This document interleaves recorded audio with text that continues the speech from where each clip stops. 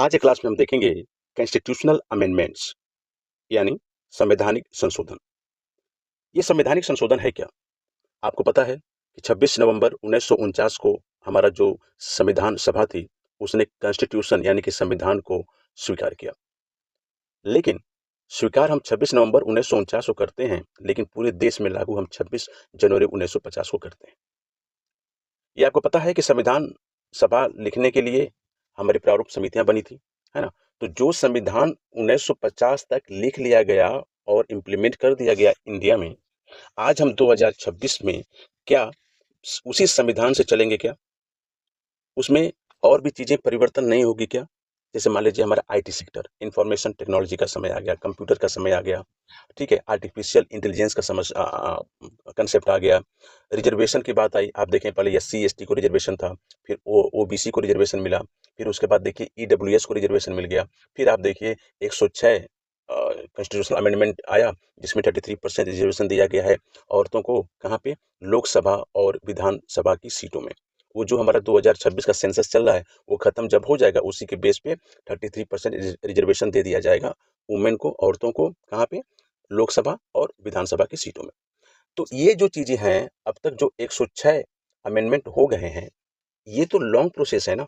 जब संविधान आ गया उसके बाद हमने क्या किया, जैसा टाइम का रिक्वायरमेंट था, जरूरतें थी, उस हिसाब से हमने संविधान को संशोधन किया और संविधान में उसको इंक्लूड किया। अब जब संविधान में हमने इंक्लूड कर लिया तो उसको लेके आप सुप्रीम कोर्ट हाई कोर्ट में चैलेंज नहीं कर पाएंगे। क्यों? क्योंकि सुप्रीम कोर्ट हाई कोर्ट कहेगा कि नहीं, ये लेजिस्लेटिव मामला है, वैधानिक मामला है, और ये जो है ये पार्लियामेंट के पूरे हक में है। वो जो कानून बना देगी उस कानून को हमें भी फॉलो करना पड़ेगा। ठीक है? तो ये है पूरा आपका संवैधानिक संशोधन।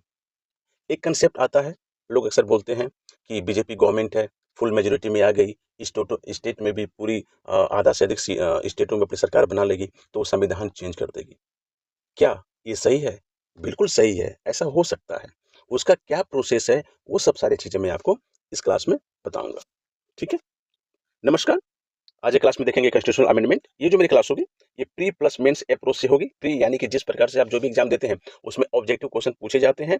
ठीक है, एक क्वेश्चन रहेगा, उसके 4 ऑप्शन दिए जाते हैं, उसमें आपको क्लिक करना होता है। ठीक है, तो ये जो चीजें हैं, जो भी फैक्चुअल इन्फॉर्मेशन है, तथ्यात्मक जो चीजें हैं, उसको इंक्लूड करूंगा मैं। 250 वर्ड्स में मेंस में यदि आप लिखने जा रहे हैं तो कोई क्वेश्चन दिया रहेगा, 250 वर्ड्स में आपको आंसर लिखना पड़ेगा, उसका मॉडल आंसर आपको प्रोवाइड करूंगा मैं। ये जो मेरी क्लास है, जितने भी प्रीवियस ईयर के क्वेश्चन हैं और साथ ही साथ मल्टीपल चॉइस क्वेश्चन के साथ, उनको स्टडी करने के बाद and with the help of the Laxmikanth की बुक जो आती है, पॉलिटी और घटनाचक्र की बुक आती है पूर्वालोकन, उनको स्टडी करने के बाद इसमें इन सबों का एक जिस्ट तैयार किया गया है, सार तैयार किया गया है, वो इस वीडियो में इंक्लूड है।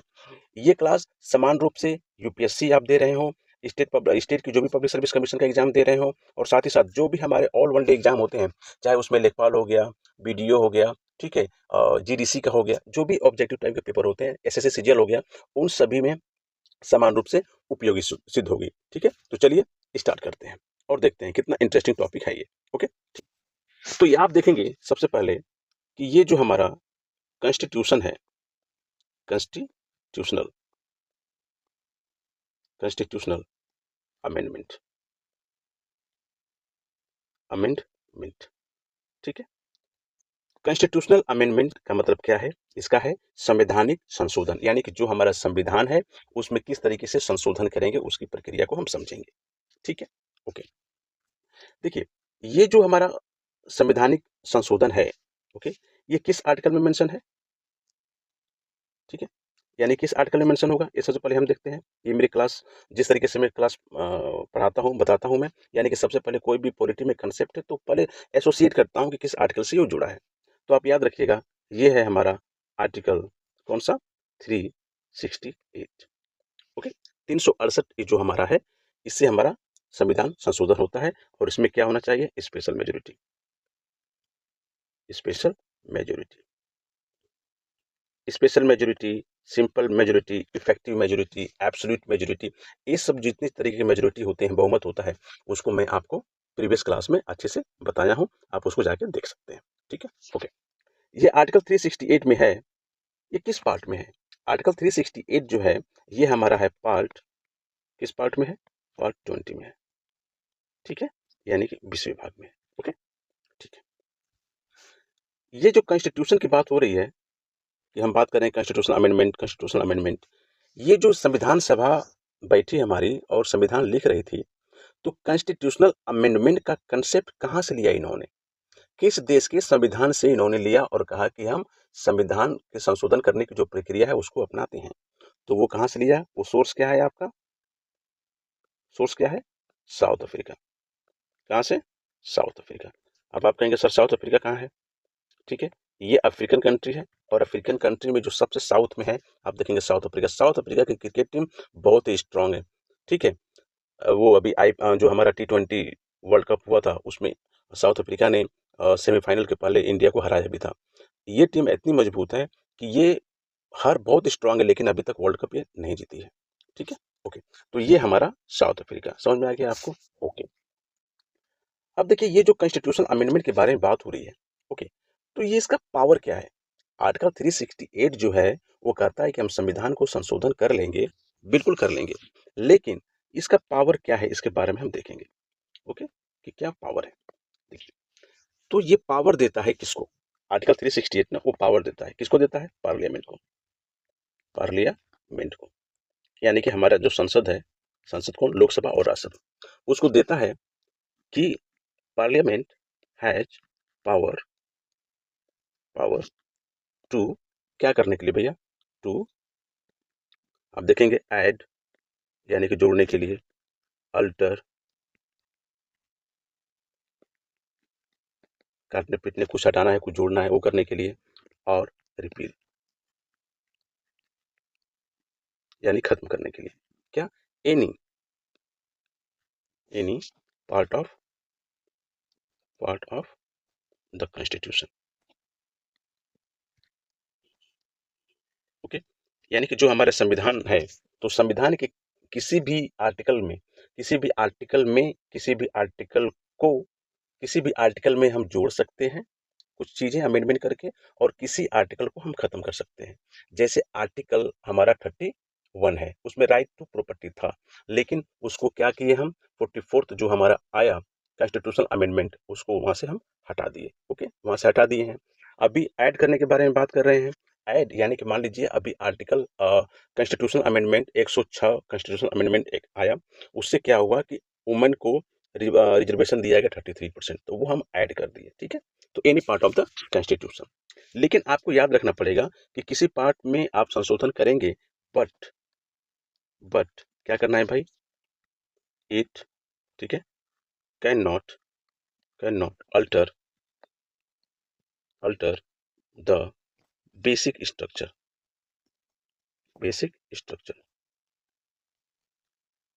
ओके, अब कहेंगे सर ये बेसिक स्ट्रक्चर क्या है? ठीक है, बेसिक स्ट्रक्चर है यानी कि मूल ढांचा। संविधान का जो हमारा मूल ढांचा है उसको आप चेंज नहीं कर सकते। ठीक है, ये ये बेसिक स्ट्रक्चर क्या है? ओके, अच्छा, ये बेसिक स्ट्रक्चर किस केस में कहा गया कि आप चेंज नहीं कर सकते? संविधान का जो मूल ढांचा है आप नहीं चेंज कर सकते, वो कहा गया था केशवानंद भारती केस। कौन सा? केशवानंद भारती केस। भारती केस, ये कब आया था?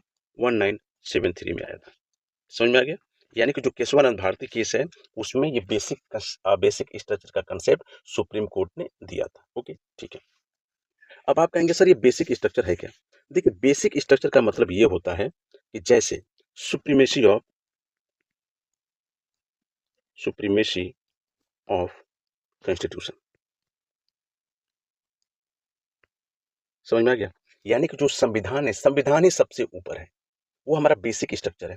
यदि कोई पार्लियामेंट चाहती है कि संविधान के महत्व को खत्म कर दिया जाए, उसकी सुप्रीमेसी खत्म कर दी जाए, तो वैसा पार्लियामेंट नहीं कर सकती। क्यों? क्योंकि वो हमारा बेसिक स्ट्रक्चर है, संविधान का मूल ढांचा है वो। तो आप मूल ढांचे को आप खत्म नहीं कर पाएंगे, संशोधन नहीं कर पाएंगे।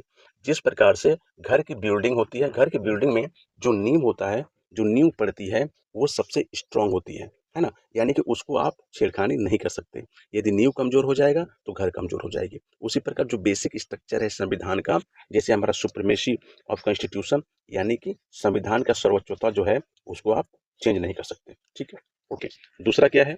दूसरा है जुडिशियल जुडिशियल जुडिशियल रिव्यू। ठीक है, जुडिशियल रिव्यू का मतलब ये है कि मान लीजिए आपके फंडामेंटल राइट का कुछ वायलेशन हुआ है, ठीक है, तो आप सुप्रीम कोर्ट जा सकते हैं और आप बता सकते हैं। दूसरी बात, मान लीजिए सुप्रीम कोर्ट या हाई कोर्ट अपना कोई जजमेंट दिया है, ठीक है, और फिर उसको लगता है कि नहीं यार ये गलत है, तो वो क्या कर सकती है, उसकी जुडिशियल रिव्यू कर सकती है। और जुडिशियल रिव्यू का कंसेप्ट कहाँ से लिया गया है, अमेरिका से। ठीक है, ओके। उसके बाद क्या है, उसके बाद है हमारा फेडरलिज्म। फेडरलिज्म फेडरलिज्म यानी संघवाद के बारे में बात होती है। फेडरलिज्म में क्या है कि जिस प्रकार से distribution of power between centre and state का कंसेप्ट दिया गया है कि जो भी पावर है उसको सेंट्रल गवर्नमेंट और जो स्टेट है उसमें डिवाइड की बात हो रही है। तो इसमें क्या कहा गया है कि ये भी हमारा क्या है, बेसिक स्ट्रक्चर है। पार्लियामेंट चाहेगी कि हम जो स्टेट की पावर है उसको कम कर दें, तो ऐसा वो नहीं करेगी पावर को। ठीक है, ओके। उसके बाद फिर क्या है, डेमोक्रेसी, है ना, डेमोक्रेसी। डेमोक्रेसी में क्या है, ये हमारा लोकतंत्र। अभी क्या है कि हम एक डेमोक्रेटिक कंट्री हैं, लेकिन यदि पार्लियामेंट चाहती है कि हम डेमोक्रेटिक कंट्री ना बन जाए, ठीक है, हम किसी धर्म को मानने वाले बन जाएं, किसी एक स्पेशल धर्म को, ठीक है, हम एक रिलीजन पे फोकस करें, मोनार्की चलें, तो वो चीज़ नहीं चलेगा, सुप्रीम कोर्ट उसको खारिज कर देगा। ठीक है, क्यों, क्योंकि इंडिया क्या है, एक डेमोक्रेटिक कंट्री है। ठीक है, उसके बाद देखेंगे हम सेकुलरिज्म। सेकुलरिज्म, ठीक है, सेकुलरिज्म में क्या होता है कि सभी धर्मों का आपको सम्मान करना है ना, किसी एक धर्म को आपको प्रमोट नहीं करना है, किसी एक धर्म को आपको सबको सम्मान करना है।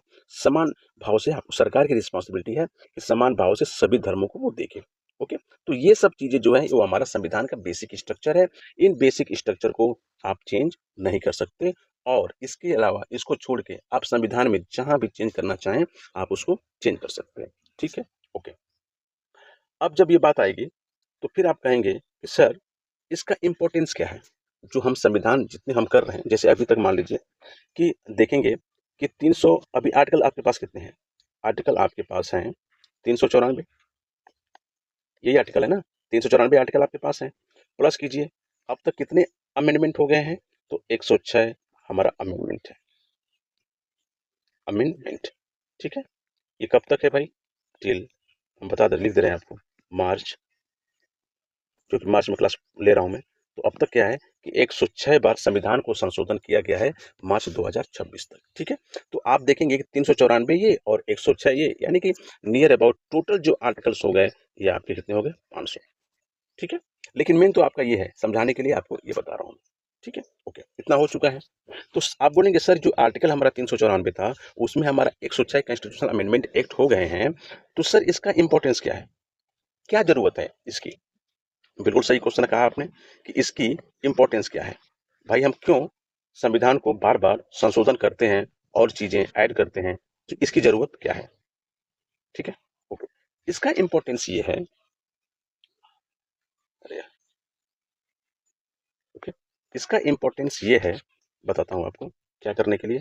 पहला, ये जो हमारा कॉन्स्टिट्यूशन है ना, कॉन्स्टिट्यूशन, तो कीप कॉन्स्टिट्यूशन, ठीक है, क्या करने के लिए भैया, एक तो हमारा डायनेमिक, डायनेमिक और फ्लेक्सिबल, फ्लेक्सिबल, यानी कि जो कॉन्स्टिट्यूशन है वो हमारा डायनेमिक मोड में रहे, गतिशील रहे और फ्लेक्सिबल रहे, यानी कि बहुत ज़्यादा कठोर ना हो, उसमें संशोधन हो सके। इसके लिए ये जरूरी है कि हम संविधान को संशोधन करने, मतलब जैसे मान लीजिए कोई एक आर्टिकल लिख दिया गया है ना, जैसे राइट टू प्रॉपर्टी, तो राइट टू प्रॉपर्टी है तो संविधान लिख दिया गया, लेकिन जब सब लोग उसके राइट टू प्रॉपर्टी आर्टिकल 31 जो कि रिपील कर दिया गया, हटा दिया गया, यदि वो लोग सबको, सब लोग उसको उस मांग सुप्रीम कोर्ट में चैलेंज करते तो सबको हक मिलता है वो राइट टू प्रॉपर्टी का, तो उससे प्रॉब्लम होती, इसलिए पार्लियामेंट ने क्या किया, उसको रिपील कर दिया, यानी कि कॉन्स्टिट्यूशन को फ्लेक्सिबल बना दिया। ठीक है, ओके। उसके बाद अलाउ, क्या करता है, allow adaptation, allow adaptation to social and political political change. समझा गया, यानी कि क्या कर रहा है कि जो भी हमारे सामाजिक और राजनीतिक जो परिवर्तन हो रहे हैं, जिस तरीके से होते हैं उसको क्या करता है कि एडॉप्ट कर लेता है। जैसे हमारा जो संविधान है, तो जब संविधान को संशोधन करते हैं, मान लीजिए कि अभी बीजेपी गवर्नमेंट है, तो बीजेपी गवर्नमेंट है अपनी आइडियोलॉजी को लागू करने के लिए, क्योंकि बीजेपी आई है। तो बीजेपी क्या है कि एक सामाजिक और राजनीतिक परिवर्तन हुआ कांग्रेस के बाद, तो बीजेपी हमारी गवर्नमेंट आई है। तो इसकी जो आइडियोलॉजी है उसको वो क्या करेगी, संविधान को संशोधन करके अपनी आइडियोलॉजी उसमें डाल देगी। संशोधन, तब संशोधन का मतलब ये होता है कि वो अलाउ करता है adaptation of social and political change.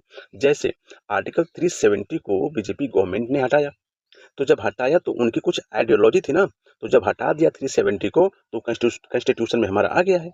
ठीक है, उसी प्रकार कांग्रेस पार्टी ने, इंदिरा गांधी ने क्या किया था, इंदिरा गांधी जी ने 42 42वां जो संविधान संशोधन किया, ठीक है, जिसको मिनी कॉन्स्टिट्यूशन बोलते हैं, तो उसके माध्यम से उन्होंने क्या किया कि अपने पार्टी का, ठीक है, जो हमारे आइडियोलॉजी था, जो राजनीतिक परिवर्तन हुआ था, उसको उन्होंने संविधान में इंक्लूड करने की कोशिश किया। ठीक है, ये समझ गया। ओके, फिर है maintain between maintain maintain between between कितना, जो हमारा फ्लेक्सिबिलिटी फ्लेक्सिबिलिटी और रिजिडिटी। ठीक है, ठीक है, क्योंकि देखिए doctor B are Ambedkar ji बोलते हैं कि जो हमारा संविधान लिखा गया है वो हमारा फ्लेक्सिबिलिटी और रिजिडिटी के बीच का एक बैलेंस बना के रखा गया, हमारा इंडियन कॉन्स्टिट्यूशन। ये जो फ्लेक्सिबिलिटी की जो बात है ये हमारा कहाँ से लिया गया, तो हमारा यूके से लिया गया है। ठीक है, और रिजिडिटी यानी कि संविधान को संशोधन करना बहुत ही टफ है, वो कहाँ से लिया गया, यूएसए से लिया गया। समझ में आ गया। तो ये क्या कर रहा है कि हमको, आपको पता है कि जो इंडियन कॉन्स्टिट्यूशन है वो बहुत सारे देशों के कॉन्स्टिट्यूशंस को पढ़ा गया और उसके बाद जो भी चीजें अच्छाई थी उसको हम अपने संविधान में इंक्लूड किए हैं। उसमें आप देखेंगे कि जो गवर्नमेंट ऑफ इंडिया एक्ट 1935 है उसका 60 to 70% हमारा Indian constitution as it is है। ठीक है, तो ये जो सब सारी चीजें थी संविधान संशोधन का क्यों हम करते हैं, तो उसका इंपॉर्टेंस क्या है उसको मैं आपको इसमें बताया हूँ। ठीक है, ओके, समझ में आ गया आपको। ठीक है, तो ये आपका जिस तरीके से प्री में क्वेश्चन पूछे जाएंगे ये आपको मैं बता रहा हूँ मैं। ठीक है, ये कॉन्स्टिट्यूशनल अमेंडमेंट कहाँ है, किस आर्टिकल में है, किस पार्ट में है, ये कॉन्स्टिट्यूशनल अमेंडमेंट कहाँ से लिया गया, कौन सा देश है वो। ठीक है, इसके पास संविधान जब संशोधन करते हैं तो क्या क्या कर सकते हैं आप, इसके बारे में बताया गया। बेसिक स्ट्रक्चर क्या है उसको एक्सप्लेन किया हूँ मैं। किस केस में बेसिक स्ट्रक्चर का कंसेप्ट सुप्रीम कोर्ट ने दिया था, केशवानंद भारती केस। ठीक है, उसके बाद अभी तक कितने आर्टिकल्स हैं और कितने संशोधन अभी तक हो चुके हैं, इन सभी को बारे में आपको बताया हूं मैं। फिर जो इम्पोर्टेंस है कि क्या इसका इम्पोर्टेंस है इसको भी आपको बताया हूं मैं। ठीक है, अब हम देखेंगे कि ये जो कॉन्स्टिट्यूशनल अमेंडमेंट है, ओके, ये कितने तरह के होते हैं। ठीक है,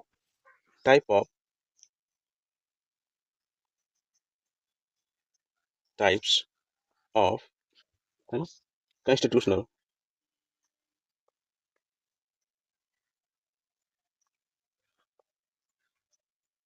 कॉन्स्टिट्यूशनल अमेंडमेंट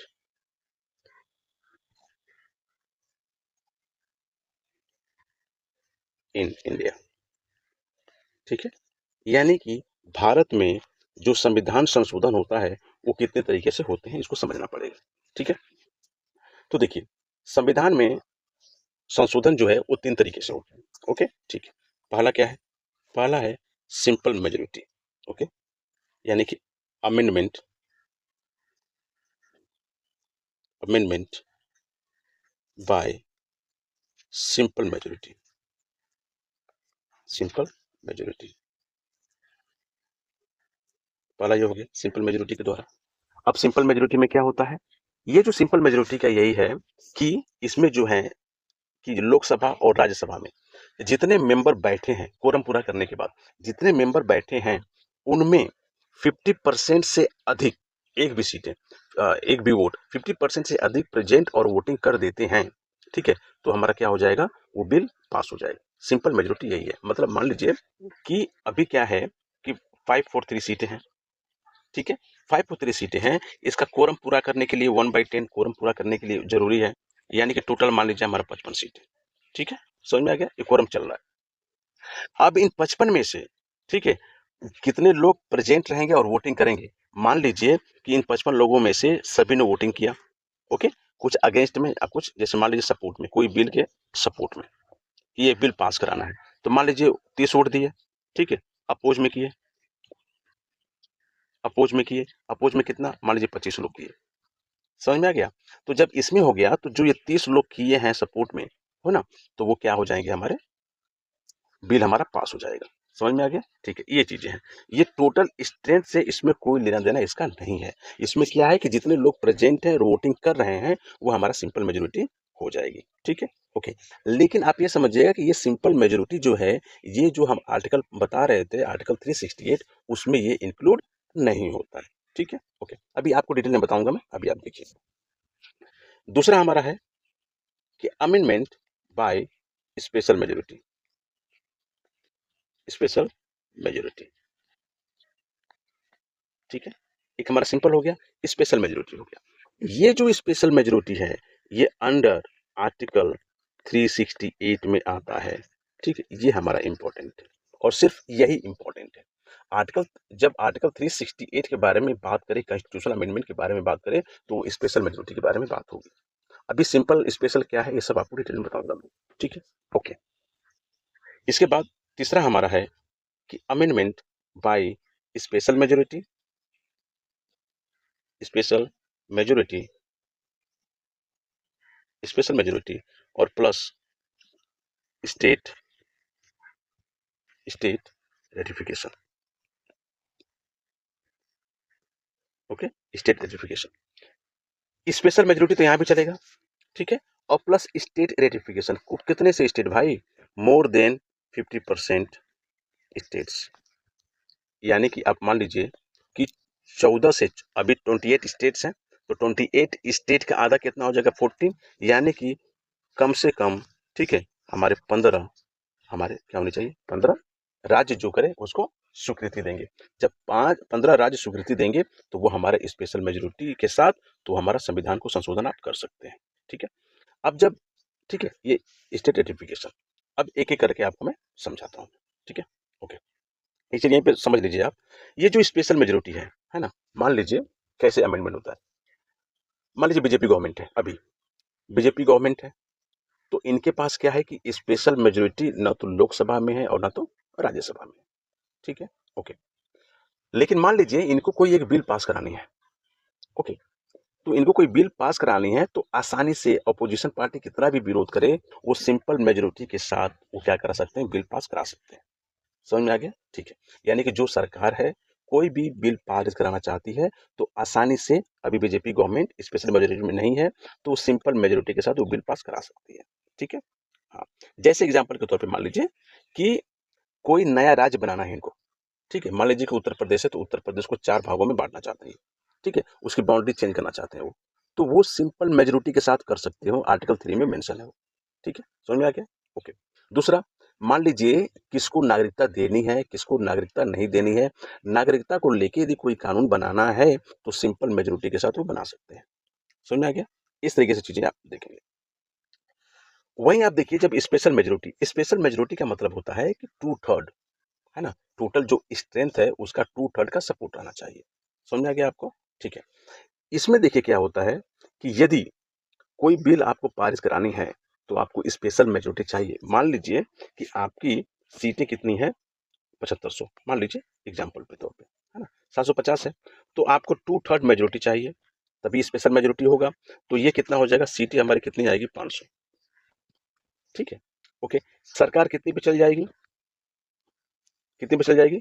375 पे। ठीक है, यानी 76 पे मान लीजिए +1, यानी कि 376 जिसकी सीटें आ जाएंगी, वो अपना लोकसभा में सरकार बना लेगी और सरकार चलेगी। ओके, लेकिन सिर्फ उससे सिंपल मेजोरिटी के का यूज कर सकती हो, और जो सीटें आएंगी 500 में से, ठीक है, 376 इनका हो गया, 750 सीटें हैं, ठीक है, तो 375 या 74 सीटें, 374 सीटें अपोजिशन को मिलेंगी। ओके, तो एक साइड ये हो जाएंगे, एक साइड अपोजिशन हो जाएगा। ठीक है, तो इसमें क्या हो जाएगा कि आपको कोई स्पेशल मेजोरिटी लेके आना है, तो उसमें क्या करना पड़ेगा कि जो अपोजिशन पार्टी है उसकी भी सहमति की जरूरत है आपको, तब वो कहीं जाके आप वो बिल पास करा पाएंगे। और वही हमारा आर्टिकल 368 है।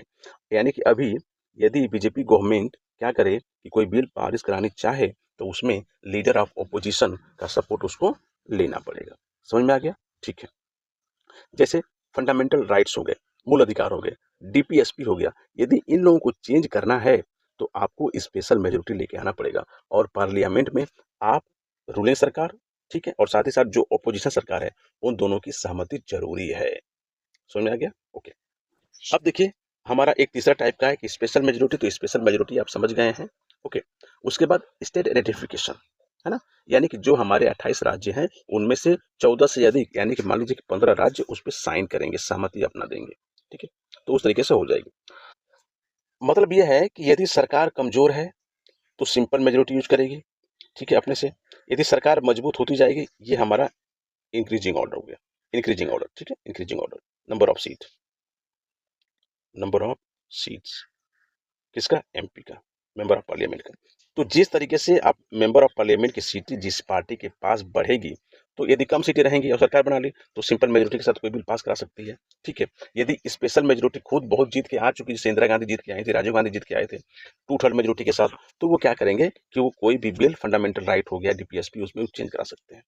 और लेकिन मान लीजिए, यदि जिस प्रकार से एक बार कांग्रेस पार्टी पूरे इंडिया में थी और स्पेशल मेजोरिटी के साथ ही राजीव गांधी की गवर्नमेंट में, इंदिरा गांधी की गवर्नमेंट में, यदि उसी प्रकार मान लीजिए बीजेपी गवर्नमेंट जो है, यदि अभी 15 राज्य में पूर्ण बहुमत की सरकार बना ले, ठीक है, और साथ ही साथ स्पेशल मेजोरिटी लेके सरकार बनाए पार्लियामेंट में, तब वो क्या करेगी कि फेडरल स्ट्रक्चर भी जो है, यानी कि प्रेसिडेंट का इलेक्शन कैसे होगा, कौन कौन पार्टिसिपेट करेगा, और सेंटर और स्टेट के बीच में कितनी रेवेन्यू देना पड़ेगा, किस तरीके से पावर डिस्ट्रीब्यूट करना पड़ेगा, वो सब डिसाइड करेगा। क्यों? क्योंकि उसको स्टेट का भी सपोर्ट मिल जाएगा, ठीक है, और उसको स्पेशल मेजोरिटी है। ये समझ में आ गया?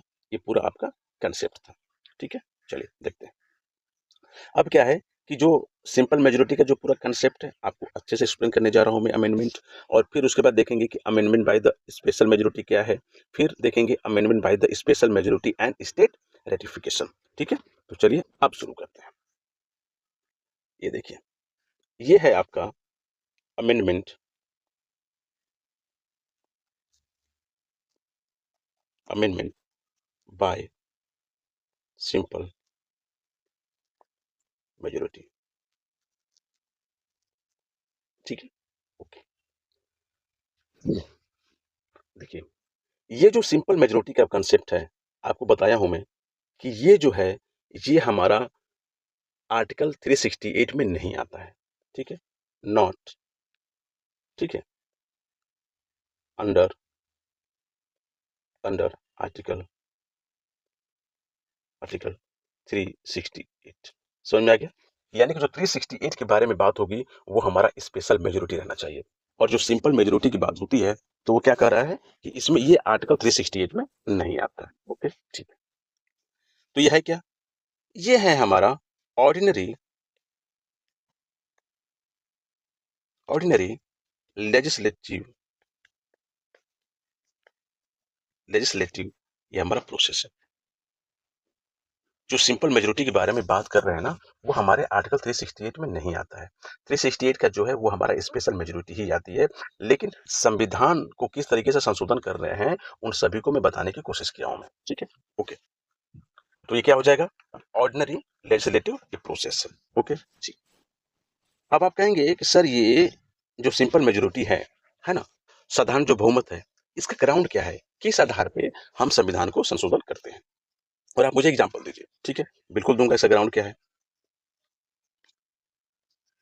इसका ग्राउंड क्या है बताता हूँ। ग्राउंड्स हो गया, या एग्जाम्पल देता हूँ आपको ना। ओके, अब आप देखिए ग्राउंड और एग्जाम्पल क्या है। मान लीजिए कि फॉर्मेशन और अल्टरेशन ऑफ स्टेट करना है। सब लिखते जाइए, नोट करते जाइए। फॉर्मेशन फॉर्मेशन या अल्टरेशन अल्टरेशन ऑफ स्टेट। ठीक है, ये किस आर्टिकल में है? ये आर्टिकल 3 में हमारा है। ओके, जैसे मान लीजिए उत्तर प्रदेश है। उत्तर प्रदेश को 4 भागों में आपको डिवाइड करना है। जैसे उत्तर प्रदेश को,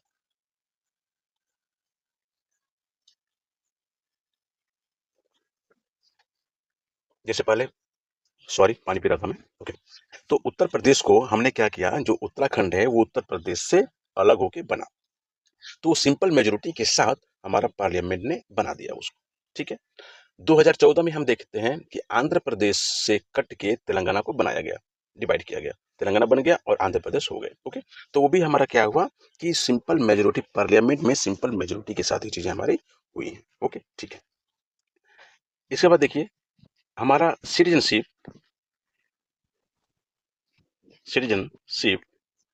जो है हमारा लॉज, ओके, यानी कि नागरिकता का जो नियम है वो कौन बनाता है? आपको पता है कि आर्टिकल है ना 11 जो है आर्टिकल 11 में हमारे पार्लियामेंट को पावर दी गई है कि नागरिकता का नियम वो बना सकते हैं। ठीक है, तो नागरिकता का नियम बनाने के लिए सरकार के पास कोई स्पेशल मेजोरिटी की जरूरत नहीं है, बल्कि साधारण बहुमत से भी वो चीजें बना सकती है। ठीक है, ओके। तीसरा आप देखेंगे कि एबोलिशन और क्रिएशन ऑफ लेजिस्लेटिव काउंसिल। ठीक है, ये क्या है? एबोलिशन एबोलिशन एंड या क्रिएशन मान लीजिए, creation of legislative legislative council. ये हमारा किस आर्टिकल में है? ये आर्टिकल 169 में। ये सब आपको पहले मैं पढ़ा चुका हूँ। ठीक है, इसलिए आप अच्छे से यदि पढ़े होंगे, रिवाइज किए होंगे, तो आपको समझने में आसान। ठीक है, जैसे मान लीजिए एग्जाम्पल आपको दिया था जब मैं आपको आर्टिकल के बारे में बता रहा था, मैं स्टेट लेजिस्लेचर के बारे में पढ़ा रहा था, मैं विधानसभा के बारे में पढ़ा रहा था प्रीवियस क्लास में। तो उसमें आपको बताया था मैं कि यदि कोई राज्य, जैसे मान लीजिए कि अभी 6 राज्य के पास हमारा लेजिस्लेटिव काउंसिल है। कौन कौन से? उत्तर प्रदेश, बिहार, महाराष्ट्र, कर्नाटका, आंध्र प्रदेश और तेलंगाना, इन लोगों के पास है। लेकिन अभी आपको पता रिसेंट में हमारा जो वेस्ट बंगाल है, पश्चिम बंगाल, जहाँ पे चुनाव होने वाले हैं, और उड़ीसा ने क्या किया है कि पार्लियामेंट को अपना रिक्वेस्ट भेजा है कि हमारे यहाँ भी जिस तरीके से विधानसभा है उसी तरीके से विधान परिषद भी होने चाहिए। ठीक है, ओके। तो जो रिक्वेस्ट भेजा है तो उसके लिए क्या है कि संविधान, हमारे पार्लियामेंट को सिंपल मेजोरिटी के साथ उसको पास कर देना। ठीक है, उसमें जो ओपोजिशन पार्टी है उसका सपोर्ट ले या ना ले कोई मैटर नहीं करता। यदि वेस्ट बंगाल और उड़ीसा यदि भेजे हैं तो सरकार चाहे तो वो तुरंत बना दे। लेकिन अभी देखिए सरकार नहीं की है। हो सकता है कि सरकार क्या करे कि जहां पे उनको राजनीतिक फायदा मिले तो उड़ीसा में भी तुरंत लागू कर देंगे और पश्चिम बंगाल में भी लागू कर देंगे। ठीक है, ओके। तो ये सिंपल मेजोरिटी के साथ, यानी कि जो भी सिंपल सरकार बना लिया है ना, गठबंधन की भी सरकार हो तो वो अपना पास करा सकते हैं। ओके, ठीक है, ये आप समझ गए। ओके, अब देखिए आप कहेंगे सर ग्राउंड तो बता दिए, लेकिन इसका क्या है कि प्रोसेस क्या है? इसका प्रोसेस क्या है, तरीका क्या है, किस तरीके से वो पास करेंगे?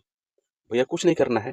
इसका तरीका ये है कि जिस प्रकार से आपको बताया होगा सिंपल मेजोरिटी, तो आप लिख देंगे simple simple majority simple majority in the parliament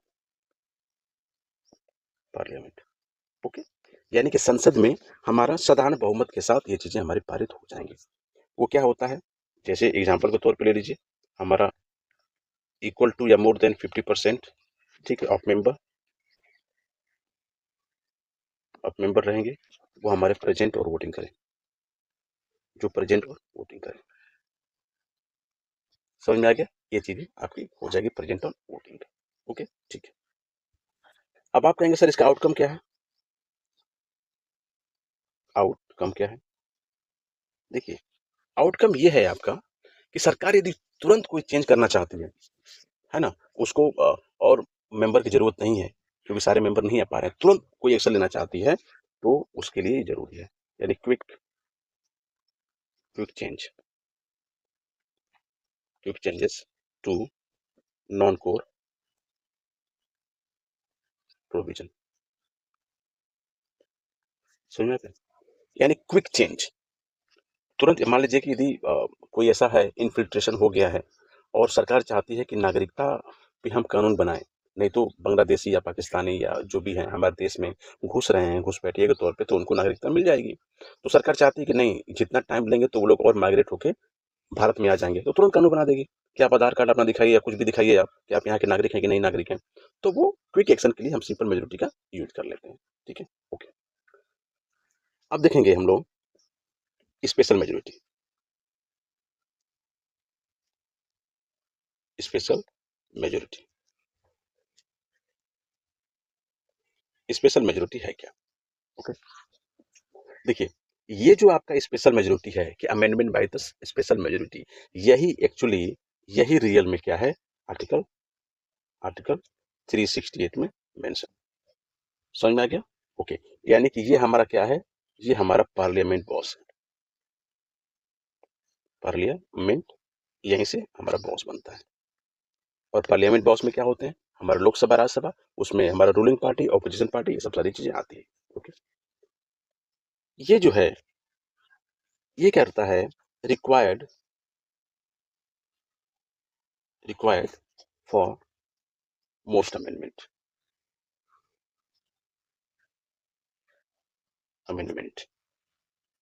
ठीक है, यानी कि आप देखेंगे कि जो भी, जैसे हमारा थर्ड कॉन्स्टिट्यूशनल अमेंडमेंट हो गया, 106 अभी देखेंगे, ये हमारा अमेंडमेंट हो गया। तो इसमें क्या है कि ये जो सारी चीजें हैं, ये जो अमेंडमेंट हो गया 42nd, ठीक है, 44, ये सब हमारे स्पेशल मेजोरिटी के अंतर्गत आते हैं। यानी कि अधिकांश जो संशोधन के लिए यही आवश्यक है, आर्टिकल 360 ओके, ठीक। अब आप कहेंगे सर ये तो ठीक है, आप बताए हैं, लेकिन किस आधार पे हम ये स्पेशल मेजोरिटी का यूज करते हैं, आप उसको उदाहरण के साथ हमें समझाइए। ओके, ठीक है, तो मैं कहता हूँ बिल्कुल आपको समझाऊंगा मैं। ये जो हमारा ग्राउंड है स्पेशल मेजोरिटी का, है ना, ग्राउंड्स, और साथ में एग्जाम्पल भी आपको मैं दे रहा हूँ कि आप इसको समझ जाइए सही से कि कैसे इसको करना है। ठीक है, वो क्या है, देखिए, ग्राउंड और एग्जाम्पल के साथ है क्या, यदि आप फंडामेंटल राइट्स है ना, मूल अधिकार को यदि आप चेंज करना चाहते हैं, चेंजेस, ठीक है, तो आप इसको चेंज कर सकते हैं। लेकिन केशवानंद भारती केस में सुप्रीम कोर्ट ने 1973 में कहा था कि आप जो हैं क्या कर सकते हैं कि एक्सेप्ट बेसिक स्ट्रक्चर, है ना, यानी कि जो बेसिक स्ट्रक्चर है उसको आप संशोधन नहीं कर सकते, और बेसिक स्ट्रक्चर के सिवा और भी जो आप चेंज करना चाहते हैं आप चेंज कर लीजिए। और बेसिक स्ट्रक्चर में क्या क्या आता है वो आपको पहले ही बता चुका हूँ, जैसे हमारा सुप्रीमेसी ऑफ द कॉन्स्टिट्यूशन, यानी कि संविधान की सर्वोच्चता, जुडिशियल रिव्यू, न्यायिक पूर्वावलोकन हम कर सकते हैं, फेडरलिज्म संघवाद हो जाएगा, डेमोक्रेसी लोकतंत्र हो गया, सेकुलरिज्म, ठीक है, तो ये सब चीजें हमारे क्या है वो बेसिक स्ट्रक्चर है। समझ में आ गया, ठीक है। इसके बाद देखेंगे कि डीपीएसपी डीपीएसपी फंडामेंटल राइट किस में आते हैं, आर्टिकल 3 में आता है, ठीक है, उसको आप चेंज कर सकते हैं, वेरी गुड। डीपीएसपी किस पे आता है सर, आर्टिकल, ठीक है, आर्टिकल 4 में आता है, आर्टिकल 4 में आता है नहीं, डीपीएसपी है जो हमारे फंडामेंटल राइट है, वो फंडामेंटल राइट जो है पार्ट 3 में आता है, डीपीएसपी पार्ट 4 में आते हैं, ठीक है, ओके। तो डीपीएसपी को भी आप चेंज कर सकते हैं, ओके। उसके बाद फंडामेंटल ड्यूटीज जो हमारे 4A में आता है उसको भी आप चेंज कर सकते हैं, ठीक है। और साथ ही साथ जो हमारा प्रीएम्बल, इसको भी आप चेंज कर सकते हैं स्पेशल मेजोरिटी के साथ। तो आप देखते हैं कि जो भी हमारे फंडामेंटल राइट्स हैं, है ना, जो भी हमारे चेंज हुए, तो वो हमारे कहाँ से हुए, स्पेशल मेजोरिटी के साथ। हम डीपीएसपी देखते हैं, तो डीपीएसपी भी किससे, स्पेशल मेजोरिटी के साथ। हम फंडामेंटल ड्यूटीज को इंक्लूड किए, है ना, तो हमारे स्वर्ण सिंह कमेटी बनी, 42वां संविधान संशोधन हुआ, तो स्वर्ण सिंह कमेटी के रिकमेंडेशन पे पार्ट 4 में, ठीक है, पार्ट 4A में हमने क्या किया कि आर्टिकल 51 में ए जोड़ा, और उसमें 11 फंडामेंटल ड्यूटीज लोगों को दे दिया गया, ठीक है। प्रियम्बल में देखते हैं कि जो जो हमारा प्रस्तावना है उसमें 42nd कॉन्स्टिट्यूशनल अमेंडमेंट एक्ट के तहत, यानी कि 42वां संविधान संशोधन था उसके तहत जो हमारे संविधान का प्रस्तावना है उसमें हम सेकुलर, ठीक है, सोशलिस्ट, है ना, ये सब हमने क्या किया, वर्ड जोड़ा, ठीक है, ओके। इसके बाद फिर आप देखेंगे कि जो आप 42nd की हम बात करते हैं, 42nd कॉन्स्टिट्यूशनल अमेंडमेंट एक्ट, इसको हम क्या बोलते हैं, मिनी कॉन्स्टिट्यूशन, मिनी कॉन्स्टिट्यूशन, ठीक है। देखिए, ये जो हमारा 42वां संविधान संशोधन था, इसने क्या किया कि जो हमारा फंडामेंटल राइट्स हैं उसको कमजोर किया। उसको कमजोर कैसे किया, उसको कमजोर ये किया कि जब 1975 में इंदिरा गांधी गवर्नमेंट ने नेशनल इमरजेंसी लगाया, तो उस समय किसी भी आदमी को उठा के हम जेल में डाल देते थे, ओके। और वो आदमी कुछ भी अपना फंडामेंटल राइट का डिमांड सुप्रीम कोर्ट या हाई कोर्ट में नहीं मांग सकता था, ठीक है। लेकिन वहीं पे आप देखेंगे कि फिर जब बीजेपी, ये इंदिरा गांधी की सरकार जाती है और उसके बाद जनता पार्टी की सरकार आती है, ठीक है, 44, तो ये लेके आती है 44 कॉन्स्टिट्यूशनल अमेंडमेंट एक्ट। और इसने क्या किया कि जो आपके फंडामेंटल राइट हैं, जो मूल अधिकार हैं आपको, उसको इन्होंने मजबूत किया। कैसे मजबूत किया, इससे मजबूत किया कि जो हमारा आर्टिकल 20 और आर्टिकल 21 है, उसको कहा कि आप इमरजेंसी भी लगा देंगे तो ठीक है, लेकिन आर्टिकल 20 और 21 नहीं हट पाएगा, वो हमेशा बना रहेगा। आर्टिकल 20 में क्या है, आर्टिकल 20 में है कि मान लीजिए यदि कोई आपको अरेस्ट कर ले, कन्विक्शन नहीं, आर्टिकल 20 में है कि आपको ये है कि कोई अरेस्ट कर लो, कहे कि तुम स्वीकारो कि तुमने ही एक गुनाह किया है ना, तो ये चीज मना करता है आर्टिकल 20 का है कि नहीं, आपको कोई फोर्स नहीं कर सकता कि आप स्वीकार कीजिए कि आपने ये गुनाह किया है। आर्टिकल 21 में क्या है? आर्टिकल 21 में है कि आप कहीं भी फ्रीली आप घूम सकते हैं, कहीं भी आप जा सकते हैं, ठीक है? बोलने की आपको, ठीक है? आप स्वतंत्र हैं, ठीक है? तो ये आर्टिकल 21 यानी कि राइट टू लिबर्टी, है ना? ये चीजें हमारा right to life and personal liberty के बारे में आर्टिकल 21 क्लियरली बताते हैं, ठीक है? इसके बाद देखिए जो हमारा जीएसटी है, जीएसटी, ये जीएसटी भी हमारा क्या है? इसी स्पेशल मेजोरिटी के साथ ही हमारा गुड्स एंड सर्विस टैक्सेस को इंक्लूड किया गया, ठीक है? ओके। अब आप कहेंगे सर ये सब चीजें आप समझा दिए हमें, लेकिन इसका प्रोसेस क्या है? इसका प्रोसेस क्या है? तो इसका भी प्रोसेस बहुत आसान है। कैसे? देखिए, इसका प्रोसेस ये है कि जो आप विधेयक लेके आना चाहते हैं, यानी कि जो बिल आप लेके आना चाहते हैं, ठीक है? वो बिल क्या होगा? इंट्रोड्यूस होगा। वो बिल क्या होगा? इंट्रोड्यूस होगा, ठीक है? कहाँ पे? In either house, in either house, ठीक है? यानी कि आप आइदर हाउस मतलब लोक पार्लियामेंट में, संसद में हमारा लोकसभा और राज्यसभा है ना? यदि इन सब चीजों पे जैसे फंडामेंटल राइट में चेंज करना है, डीपीएसपी में चेंज करना है, फंडामेंटल ड्यूटीज में चेंज करना है, प्रियम्बल में चेंज करना है, यदि ये सब चेंज करना है आपको, तो आप क्या करेंगे? या तो लोकसभा में या तो राज्यसभा में एक विधेयक पास कराएंगे, है ना? बिल पास कराएंगे, लेके आएंगे, इंट्रोड्यूस कराएंगे, ठीक है? जब ये बिल इंट्रोड्यूस कराएंगे, करा दिए आप, ठीक है? उसके बाद ये क्या होगा कि स्पेशल मेजोरिटी के साथ, स्पेशल मेजोरिटी, स्पेशल मेजोरिटी के साथ, है ना? ये पास होना चाहिए इन ईच हाउस। समझ में आ गया? ठीक है? यानी कि लोकसभा में भी 2/3 मेजोरिटी के साथ पास होना चाहिए और राज्यसभा में भी ये होना चाहिए। और स्पेशल मेजोरिटी क्या है आपको मैं बताया हूँ, ठीक है? ओके। लेकिन आप एक चीज याद रखिएगा इसमें, नोट करके, कि जो स्पेशल मेजोरिटी है इसमें नो ज्वाइंट सीटिंग, ठीक है? नो ज्वाइंट सीटिंग, है ना? यदि डिसएग्रीमेंट होता है, इफ डिसएग्री डिस डिसएग्रीमेंट, ठीक है? यदि लोकसभा और राज्यसभा में सहमति नहीं बन पाती है, तो उस केस में स्पेशल मेजोरिटी जहां पे लागू होगा वहां पे ज्वाइंट सीटिंग आप नहीं बैठा सकते। ज्वाइंट सीटिंग कब बैठाना होगा? जब सिंपल मेजोरिटी के साथ आपको बिल पास कर रहे हैं, तो वहां पे आप लोकसभा और राज्यसभा की जो मेंबर ऑफ पार्लियामेंट हैं, ठीक है, उनकी ज्वाइंट सीटिंग आप बैठा सकते हैं। समझ में आ गया? लेकिन स्पेशल मेजोरिटी के केस में आप क्या करेंगे? आप स्पेशल मेजोरिटी, अरे आप ज्वाइंट सीटिंग नहीं बैठा पाएंगे। समझ में आ गया? ठीक है। अब आप कहेंगे सर इसका आउटकम क्या होगा? आउटकम क्या होगा? इसका परिणाम क्या? परिणाम ये होता है सिंपल, कि अमेंडमेंट, अमेंडमेंट यानी कि संशोधन to most,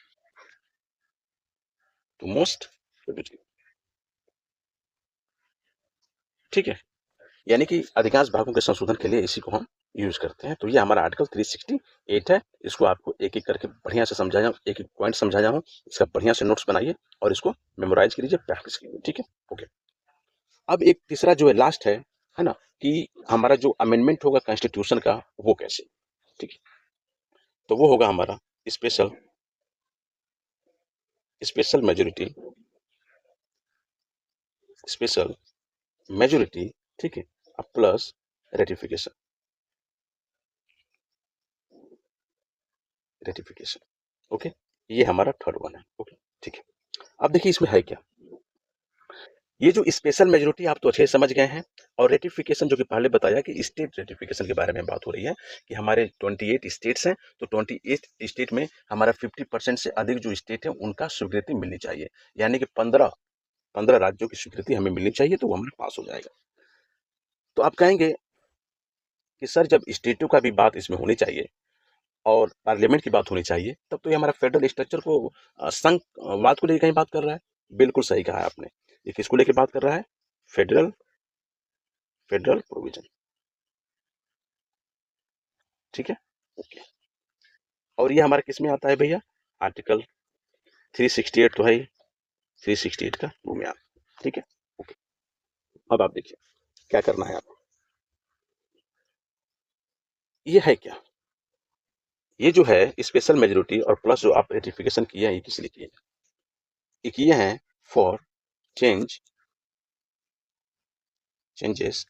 affecting federal structure।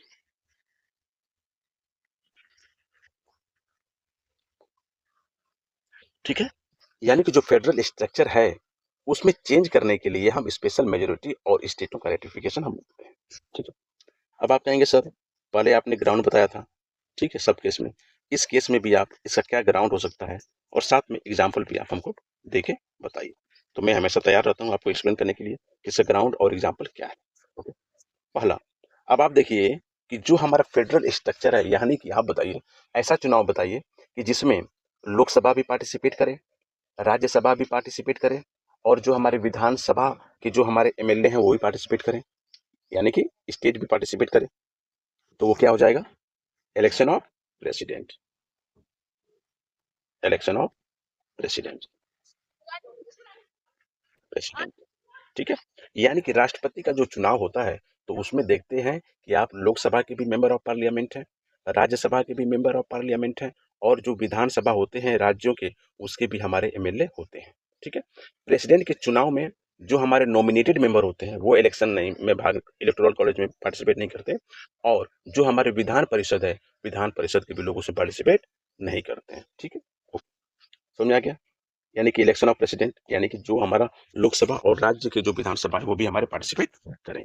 Okay, ठीक है, उसके बाद जो भी हमारे पावर हैं, जो भी हमारी शक्तियां हैं, ठीक है, या जुरिस्डिक्शन, जुरिस्डिक्शन किसका भैया? Of supreme court and high court. Supreme court और हाई कोर्ट की जो पावर है क्या करने के लिए, न्यायिक देने के लिए जो पावर है, यदि उसको कर्टेल करना चाहते हैं, काटना चाहते हैं या उसको यदि आप बढ़ाना चाहते हैं तो स्पेशल मेजोरिटी और रेटिफिकेशन जरूरी है। समझ में आ गया?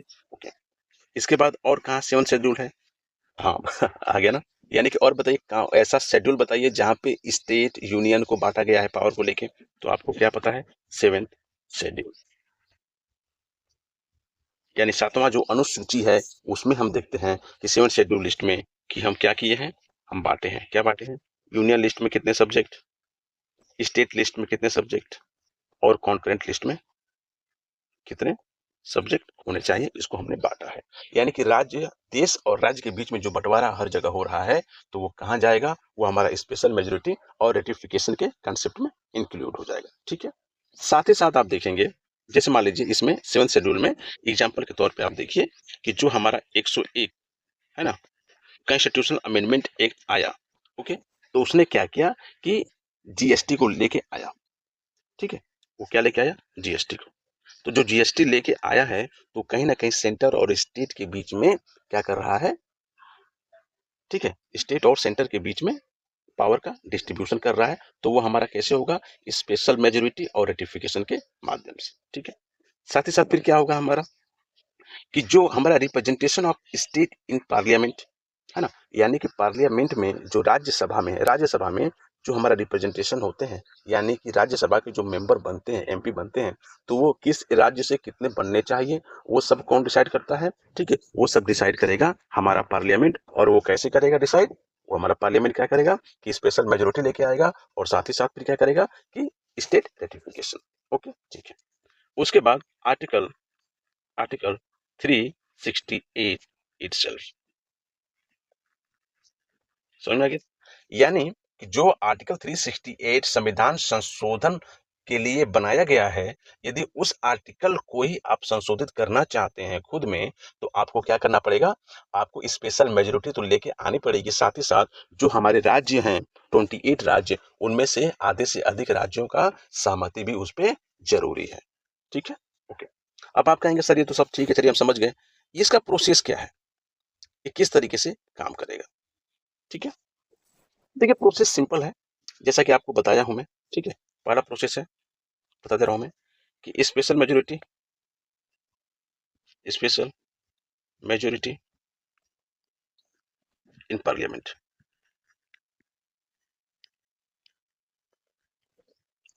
जैसा कि ऊपर आपको बताया हूं मैं, वो हमारा स्पेशल मेजोरिटी होनी चाहिए। प्लस कर देंगे, प्लस क्या करेंगे आप? Ratification, ratification by at least half of state legislature, at least half of the state legislature. और जो यानी कि 28 राज्य आपके पास है, तो कम से कम 15 राज्य क्या करेंगे कि उस पर सहमति अपना देंगे, तभी वो पास होगा। और वो सहमति कैसे देंगे? सिंपल मेजोरिटी के साथ, सिंपल मेजोरिटी के साथ।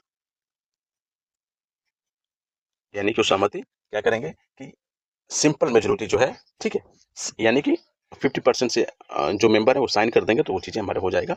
यानी कि सिंपल मेजोरिटी के साथ जो हमारे 15 राज्य हैं यदि अपनी बिल पास करके सहमति प्रदान कर दिए हैं, ठीक है, तो वो चीज़ें हमारी पारित हो जाएगी। ठीक है, ओके। इसका आउटकम क्या होगा? आउटकम क्या होगा उसका? देखिए, आउटकम ये है इसका कि प्रोटेक्ट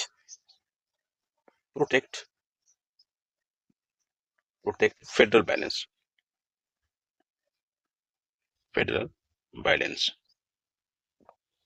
ठीक है। यानी कि जो फेडरल बैलेंस है, जो संघवाद की जो बात हम चल रही है, वो हमारा चलेगा।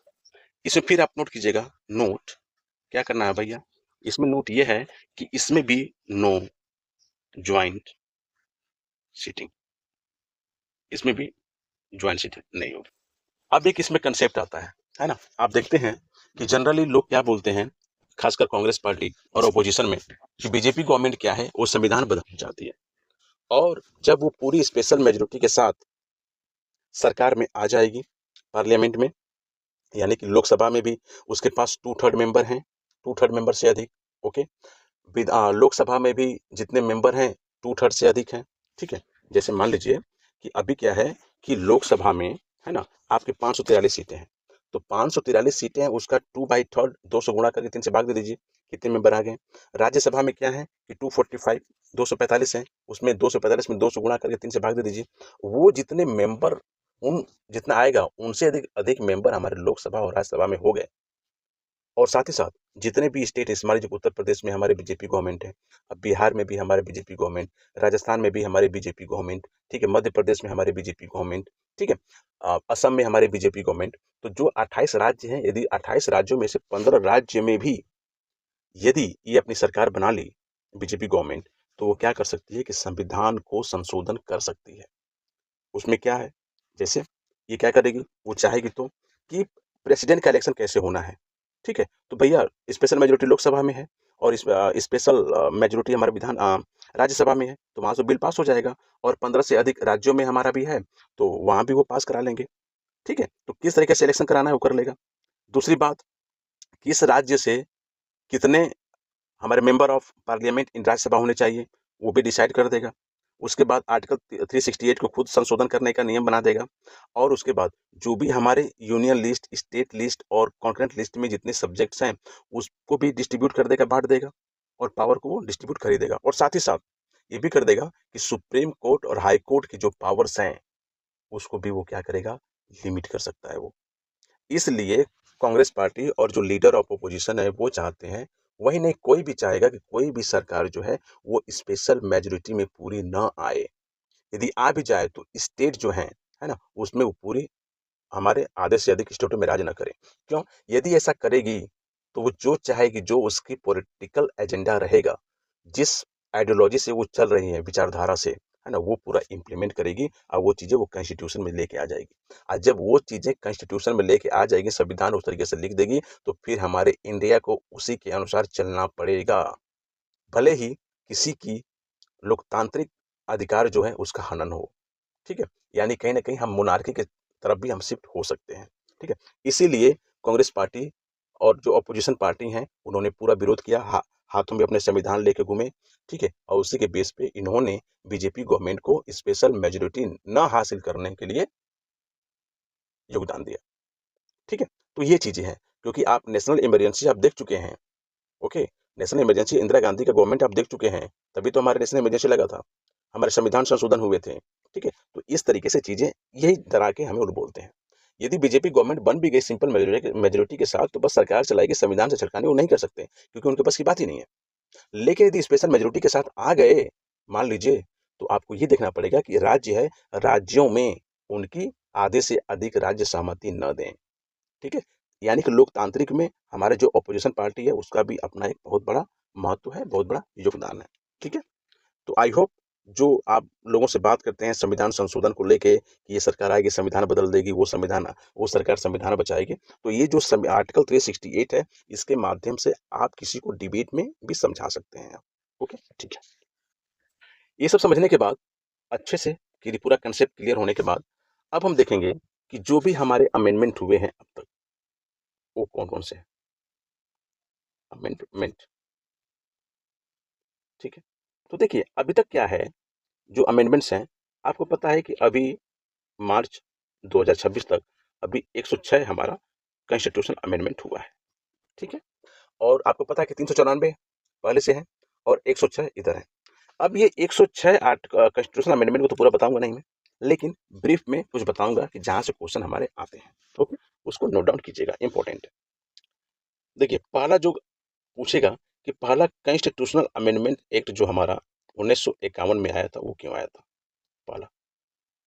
तो देखिए ये जो पहला कॉन्स्टिट्यूशन अमेंडमेंट एक्ट आया, अब आप कहेंगे कि सर ये जो आप पहले हैं तो ये फर्स्ट कॉन्स्टिट्यूशन अमेंडमेंट एक्ट है, यानी कि ये हमारा स्पेशल मेजोरिटी के साथ होना चाहिए, है ना। नहीं, पहला जो हमारा 1951 में जो बना वो हमारा सिंपल मेजोरिटी के साथ बना, याद रखिएगा, सिंपल मेजोरिटी। ठीक है, और ये क्या करने के लिए, इसने ऐड किया, एडेड क्या, आर्टिकल आर्टिकल 31 ए और बी। ठीक है, और उसके बाद 9th शेड्यूल। ठीक है, यानी कि आप देखेंगे कि जब संविधान लिखा गया और जब एडॉप्ट किए हम और इनेक्ट 26 जनवरी 1950 को हुआ तो उस समय तक बस हमारे 8 ही अनुसूचियां थी, लेकिन 9वां अनुसूची जोड़ा गया किससे, जो पहला संविधान संशोधन हुआ 1951 में उससे। अब उस बात देखिए उस समय राज्यसभा नहीं थी हमारी, राज्यसभा कब बनी, राज्यसभा बनी है हमारा 3 अप्रैल 1952 को, और ये अमेंडमेंट कब हो गया, 1951 में ही अमेंडमेंट हो गया है। ठीक है, तो उस समय राज्यसभा नहीं थी, बस हमारा लोकसभा था, और उसने क्या किया कि 9th शेड्यूल इन्होंने ऐड किया। इसमें क्या था कि जो हमारा लैंड रिफॉर्म हो रहा था तो लोग क्या बोले कि जिनकी जमीन सरकार छीन के गरीबों में बांट रही थी, भूदान आंदोलन भी चल रहा था, तो लोग सुप्रीम कोर्ट और हाई कोर्ट पहुंच रहे थे और कह रहे थे कि आर्टिकल 31 के तहत ये हमारा फंडामेंटल राइट है, राइट टू प्रॉपर्टी, फिर सरकार हमारी जमीन क्यों छीन रही है। ठीक है, तब उसके बाद सुप्रीम कोर्ट ने कहा कि नहीं, इनकी फंडामेंटल राइट है, आप जमीन नहीं छीन सकते। तब पंडित जवाहरलाल नेहरू ने कहा कि अच्छा ऐसी बात है तो हम एक संविधान संशोधन लेके आते हैं, और उन्होंने तब फर्स्ट संविधान संशोधन लेके आया और उसमें आर्टिकल 31 ए और बी उसमें इन्होंने जोड़ा। ठीक है, रोका इन्होंने, और साथ में 9th शेड्यूल भी इन्होंने जोड़ा और कहे कि अब जो 9th शेड्यूल में मेंशन ये हुआ कि यदि प्रॉपर्टी को लेके यदि कुछ चीजें होंगी तो वो आप उसको सुप्रीम कोर्ट या हाई कोर्ट में चैलेंज नहीं कर सकते। समझ में आ गया। ओके, डिटेल में इसको देख लीजिएगा, ये ओवरव्यू आपको समझा रहा हूँ मैं, पूरा अच्छे से एक्सप्लेन करूंगा तो बहुत टाइम लग जाएगा। ओके, इसके बाद देखिए थर्ड जो हमारा कॉन्स्टिट्यूशनल अमेंडमेंट एक्ट आया, ठीक है, अमेंडमेंट है ना, ये हमारा कब आया, 1954 में। ठीक है, ये जो थर्ड वन था यही हमारा था, ठीक है, कि जो स्टेट है स्टेटों के द्वारा भी, है ना, रेटिफाई किया गया था। ठीक है, ओके, यानी कि ये हमारा फर्स्ट है, फर्स्ट कॉन्स्टिट्यूशनल अमेंडमेंट। इसमें हमारा क्या है, special majority, special majority, majority और प्लस स्टेट रेटिफिकेशन, स्टेट। ठीक है,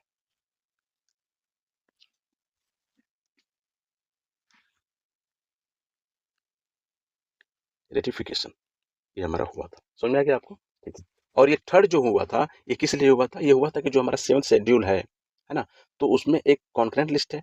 7th शेड्यूल में हमारा यूनियन लिस्ट, स्टेट लिस्ट और कॉन्करेंट लिस्ट आता है। तो कॉन्करेंट लिस्ट में क्या है कि ट्रेड को लेके ऐड किया गया था। ठीक है, ओके, इसके बाद हमारा 7th है, 7th कॉन्स्टिट्यूशन अमेंडमेंट हुआ था 1956 में।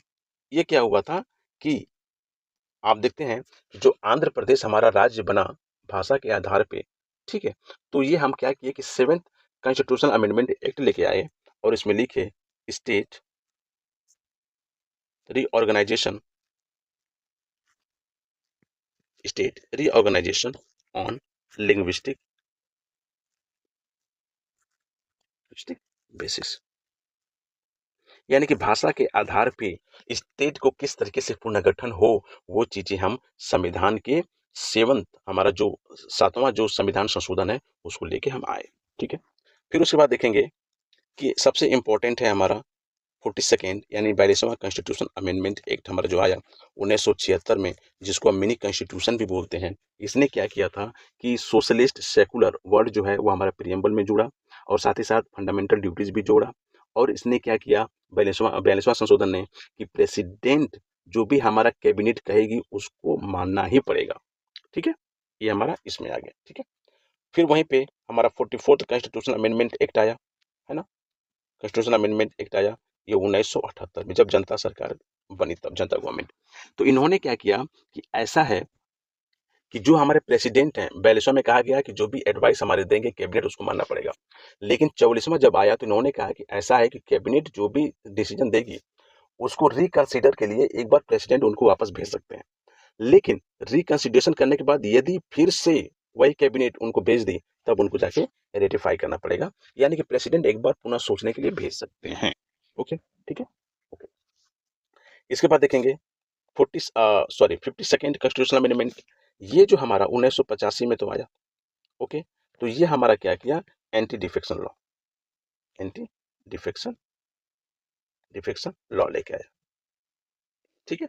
यानी कि दल बदल विरोध अधिनियम इन्होंने लेके आया और ये हमारा कहाँ मेंशन है, 10th शेड्यूल में, ठीक है, ओके। इसके बाद देखेंगे आप 61st जो हमारा अमेंडमेंट हुआ 1989 में। इसमें क्या हुआ कि हम देखेंगे कि जो हमारा 21 साल पहले लोग 21 साल से ऊपर ही वोट डालते थे, उसको रिड्यूस करके इन्होंने क्या कर दिया, 18 साल कर दिया, ठीक है। वो 61st हमारा हुआ, ओके। अब उसके बाद देखेंगे हमारा 69th क्या है। 69th हमारा जो कॉन्स्टिट्यूशन अमेंडमेंट एक्ट 1991 में आया, इसने क्या किया कि जो दिल्ली है ना, दिल्ली को इन्होंने national capital territory of Delhi declare किया, ठीक है। वो हमारा 69th कॉन्स्टिट्यूशन अमेंडमेंट एक्ट में आया, ठीक है, ओके। इसके बाद फिर हम देखेंगे 73rd और 74th, है ना। यही आर्टिकल बस आप याद रखिएगा, अमेंडमेंट यही याद रखिएगा, ज़्यादा तामझाम मत कीजिएगा, ठीक है, क्योंकि क्वेश्चन यहाँ से पूछेंगे। 73rd एंड 74th जो हमारा अमेंडमेंट आया, ये हमारा 1992 में आया, ठीक है। जब हमारा, अरे यार 1991 में ये है, 1992 में हमारा ये आया। 1992 में ये आया तो इसमें क्या हुआ कि पंचायत और म्यूनिसिपालिटीज को जो है पार्ट 9 और पार्ट 9A में बताया गया और उसमें रिजर्वेशन फॉर वुमेन रखा गया, ठीक है। तो 73 है ये हमारा पंचायत है, 74 हमारा क्या है, म्यूनिसिपालिटीज, आपको पता है। 86 हमारा जो कॉन्स्टिट्यूशन अमेंडमेंट आया 2002 में, ठीक है। इसने क्या किया भैया, राइट टू एजुकेशन लेके आ गया। राइट टू एजुकेशन तो लेके आए तो इसके लिए आर्टिकल 21 जो था उसमें ए जोड़ा गया, ठीक है। यानी कि आर्टिकल 21A, इसमें क्या है, राइट टू एजुकेशन। और दूसरा बात, जो 6 साल से 14 साल के बच्चे जो हैं उनको फ्री एंड कंपलसरी एजुकेशन कर दिया गया और वो कहाँ से किया गया, आर्टिकल 80 संविधान संशोधन 86 द्वारा, ठीक है। इसके बाद अब देखेंगे 91st 91वां जो हमारा था संविधान संशोधन, वो हमारा 2003 में आया और उसने क्या किया कि लिमिट किया size of council of minister. जो हमारे काउंसिल ऑफ मिनिस्टर्स हैं उनके साइज को कम किया और ये क्या किया, 15% बस। यानी कि 15% से अधिक हमारे जो मेंबर हैं, member of house of the people of centre state, वो हमारे MP चाहे MLA, उससे अधिक मिनिस्टर नहीं बन सकते, ठीक है। वो हमारा कौन डिसाइड किया, 91, ओके। उसके बाद देखेंगे कि जो हमारे 97th हमारा जो कॉन्स्टिट्यूशन अमेंडमेंट एक्ट आया वो 2011 में आया था। तो कोऑपरेटिव सोसाइटी को हम लेके बात करते हैं, तो आप पहले बता चुका हूँ मैं, ओके। फिर 99 के बारे में बात हो रही है। 99 2014 में चला, ये बहुत ही इंपॉर्टेंट है। इसने क्या किया कि NJAC यानी कि नेशनल जुडिशियली अपॉइंटमेंट कमीशन बना। 2014 में जब हमारे बीजेपी गवर्नमेंट आई, इन्होंने 99वां संशोधन किया और कहा कि ऐसा है कि जो हमारे सुप्रीम कोर्ट या हाई कोर्ट के जजों की नियुक्ति जो हमारे कोलेजियम से होती है वो ऐसे न हो, बल्कि हमारा क्या हो, नेशनल जुडिशियल अपॉइंटमेंट कमीशन बने। लेकिन सुप्रीम कोर्ट ने इसको खारिज कर दिया। लेकिन जब वो पूछेगा कि नेशनल जुडिशियल अपॉइंटमेंट कमीशन तो किसमें है, 99 में, ओके। फिर उसके बाद आया हमारा 100वां कॉन्स्टिट्यूशन अमेंडमेंट एक्ट ये हमारा क्या करता है, ये जो इंडिया और बांग्लादेश, इंडिया और बांग्लादेश की जो बात हो रही है, इंडिया और बांग्लादेश की जो हमारा बाउंड्री थी, है ना, तो बाउंड्री थी, उसका जो डिस्प्यूट था, उसको हम 100वां संशोधन, संविधान संशोधन करके हम उसको डिस्प्यूट खत्म किए। ओके, ठीक है, यानी कि अपना कुछ भाग हम दे दिए बांग्लादेश को, और बांग्लादेश का कुछ भाग हम अपने इंडिया में सम्मिलित कर दिए। ठीक है, उसके बाद देखेंगे 101 हमारा जो संविधान संशोधन हुआ, वो हमारा 2016 में हुआ, और इसमें क्या हुआ, जीएसटी आ गई। ठीक है, जीएसटी, और इसने क्या किया, क्रिएटेड जीएसटी काउंसिल। समझ में आ गया आपको? ठीक है, इसके बाद देखिए फिर आएगा 102, 102nd जो हमारा है, इसने क्या किया कि जो national commission for backward classes हैं, इसको 102 में लेके आया। ओके, ठीक है, फिर हम देखेंगे 103, 103 हमारा कौन किया, तो आपको अब पता है कि 103 है। ठीक है, तो यानी कि ईडब्ल्यूएस को रिजर्वेशन दिया गया कितना, 10%। ठीक है, ओके, और जो ये ईडब्ल्यूएस को रिजर्वेशन दिया गया है, ठीक है, इसमें सिर्फ और सिर्फ जनरल कैटेगरी के लड़के ही आएंगे, है ना, इसमें एससी एसटी ओबीसी वर्ग इसमें सम्मिलित नहीं होगा। ठीक है, इसमें सिर्फ जनरल कैंडिडेट ही आएंगे, और इनको 10% रिजर्वेशन दिया गया है इकोनॉमिकली वीकर सेक्शन करके। ओके, ठीक है, और इसके लिए आर्टिकल 15(6) और आर्टिकल 16(6) में क्या हुआ, अमेंडमेंट किया गया। ठीक है, इसके बाद देखेंगे 105, 105 जो हमारा हुआ वो 2021 में हुआ है, और इसने किया क्या, इसने किया कि जो हमारे स्टेट के पावर हैं ओबीसी को आइडेंटिफाई करने के लिए, जैसे मान लीजिए कि ओबीसी को आइडेंटिफाई हमारी सेंट्रल गवर्नमेंट भी करती है, लेकिन इसने क्या किया कि स्टेट को फिर से पावर दे दिया, 105वां संशोधन, ठीक है, कि आप जाइए और जो हमारे अदर बैकवर्ड क्लासेस हैं उसको आइडेंटिफाई कीजिए। ठीक है, और सबसे लास्ट में अभी जो चला है, ठीक है, 106 हमारा कॉन्स्टिट्यूशनल अमेंडमेंट एक्ट 2023 में, और इसमें ये था कि 2024 का इलेक्शन होने वाला था, उससे पहले मोदी गवर्नमेंट ने क्या किया कि इन्होंने वुमन रिजर्वेशन को लेके बिल पारित कराया और संविधान को संशोधन किया इन्होंने। ठीक है, और इसमें ये हुआ है वुमेन रिजर्वेशन, वुमेन्स रिजर्वेशन। ठीक है, और इसमें यह कहा गया है कि जो हमारा लोकसभा, ठीक है, और जो विधानसभा के चुनाव होंगे उसमें 33% हमारा रिजर्वेशन किसको दिया जाएगा, औरतों को दिया जाएगा, वुमेन को दिया जाएगा। और ये कब से लागू होगा, ये जो 2026 का सेंसस चल रहा है, 2027 में जैसे 28 में रिपोर्ट आएगी, उसी के बेसिस पे 2029 में जो हमारे लोकसभा का इलेक्शन होगा, तो वहां पे आप देखेंगे कि जो 543 सीटों पे वोटिंग होती है, उसका 33% सीटों पे वुमेन का रिप्रेजेंटेशन होगा, वुमेन का रिजर्वेशन वहां पे होगा। समझ में आ गया आपको? ठीक है, यानी कि देखिए अभी कितनी सीटें हैं, 543। ठीक है, इसका 33% आप कर देंगे। ठीक है, तो जब आप देखिए 543 है, उसका 33% कर देंगे तो कितना आएगा आपको, कैलकुलेट कीजिए जरा। जब आप कैलकुलेट करेंगे तो आपको आएगा कितना, देखिए बता रहा हूँ, 543 इंटू 33 डिवाइडेड बाई 100। ठीक है, यानी कि नियर अबाउट जो होगा आपका 180 सीटें होंगी। ठीक है, तो देखेंगे कि लोकसभा में 543 में से 180 सीट, यानी कि लगभग आप समझिए कि 200 सीटों पे औरतें ही रहेंगी, जीत के आएंगी। 200 सीट पे तो 200 अधिक 180 तो एकदम आना ही अनिवार्य है, 33% रिजर्वेशन आना ही आना है। और 20-30 और अपने महिला, जैसे निर्मला सीतारमण जीत गई हैं। ठीक है, और भी बहुत सारे हमारे वुमेन आप देखते हैं। ठीक है, तो वो सभी लोग हैं, तो अभी रिजर्वेशन के माध्यम से वो नहीं आ रही हैं। ठीक है, तब पर भी इतना रिप्रेजेंटेशन है, और जब ये 33% लागू हो जाएगा तो 200 से अधिक, यानी कि मुझे लगता है कि 50% वुमेन और 50% हमारे मेल रिप्रेजेंटेशन करेंगे पार्लियामेंट में। ठीक है, लोकसभा में। ठीक है, समझ में आएगा आपको? तो ये जो सारे अमेंडमेंट हुए हैं, जो संविधान संशोधन हुए हैं, जो मोस्ट इंपॉर्टेंट थे, ठीक है, जो भी अमेंडमेंट संशोधन, उसको मैंने आपको एक एक करके समझाया है, और यहीं से क्वेश्चन आपके बनते हैं। और मेनली जो है कि फर्स्ट और थर्ड देख लीजिएगा, और उसके बाद जो अभी रिसेंट में जो भी हम हमारे अमेंडमेंट होते हैं, ये इंपॉर्टेंट हो जाता है, जैसे 106, 105, 103। ठीक है, ये सब चीजें आपको याद करना पड़ेगा। ठीक है, तो अब तक क्या है कि जो भी प्री ओरिएंटेड एग्जाम में क्वेश्चन पूछे जाते हैं, उसको मैंने आपको एक एक करके अच्छे से एक्सप्लेन किया है मैंने, उसको आप रिवाइज कीजिएगा। ठीक है, ओके। अब साथ ही में आप देखेंगे कि यदि क्वेश्चन आ जाए मेंस में लिखने के लिए 250 वर्ड्स में, तो उसको आप कैसे लिखेंगे ये आपको देखना होगा। ओके, ठीक है, चलिए मान लीजिए क्वेश्चन दिया है कि संविधान संशोधन की शक्ति संसद को प्राप्त है, किंतु यह असीमित नहीं है। ओके, यानी कि जो कॉन्स्टिट्यूशनल अमेंडमेंट के बारे में बात कर रहे हैं, वो कह रहा है कि पार्लियामेंट के पास तो है, लेकिन यह असीमित नहीं है। ठीक है, बहुत बढ़िया। इस कथन के आलोक में अनुच्छेद 368 के तहत संशोधन की प्रक्रिया और बेसिक स्ट्रक्चर के सिद्धांत के महत्व की चर्चा कीजिए। ओके, तो देखिए, आपको पता है कैसे आपको आंसर लिखना है। मैं बार बार बताता हूं मैं कि इंट्रो लिखिए, बॉडी पार्ट लिखिए, फिर कंक्लूजन लिखिए। इंट्रोडक्शन में मान लीजिए कि यदि संविधान संशोधन है तो आप लिखिए 368 में संविधान संशोधन की बात हो रही है, पार्ट 20 में मेंशन है। ठीक है, ये चीजें आप कर लेंगे आप। ओके, फिर उसके बाद जो जो क्वेश्चन पूछा है उसको लेके एक्सप्लेन करेंगे। तो सबसे पहली बात यह है कि आपको पता है ये जो क्वेश्चन पूछ रहा है कि the power to amend the constitution is vested in the parliament but it is not absolute. ठीक है, आपको पता है। देखिए, एक तो आप सिंपल मेजोरिटी के साथ तो आप सिंपल मेजोरिटी के साथ आप बिल पास करा ले जाएंगे। ठीक है, लेकिन जब संविधान संशोधन की बात आती है तो आर्टिकल 368 से करते हैं आप, और संविधान संशोधन करने के लिए आपको स्पेशल मेजोरिटी चाहिए। लेकिन आप देखते हैं कि कुछ एक केस ऐसा है कि उसमें स्टेट का रेटिफिकेशन भी चाहिए, है ना।